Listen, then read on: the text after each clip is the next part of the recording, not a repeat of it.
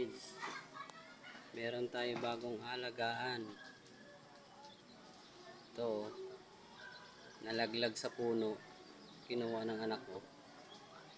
Hindi ko alam kung anong tawag din sa ibon na yan. 3 piraso. Ayan. Ayan o, nagugutom o. Nagugutom, hindi ko alam kung anong klaseng ibon yan o. Ayan o. 3. Papakainin namin, hinahanapan ko pa ng trapper para kumain. Ayun, nagugutom mo. Ayun, 3 piraso. Nakita kanya ng anak ko nalaglag sa puno.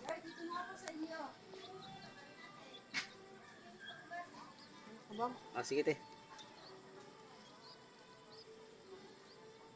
Ayun.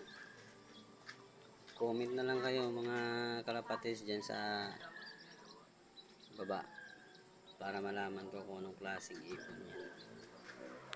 Tingin ko yan eh. Maya yata, nalaglag sa puno eh. Ayun o, 3 piraso.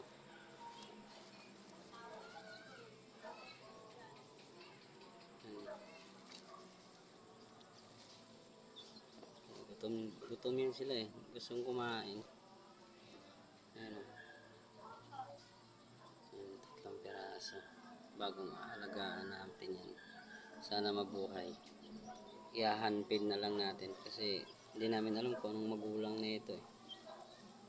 Nalaglag lang daw sa puno yan eh, sa Kayamito. Kaya kinuha ng anak ko.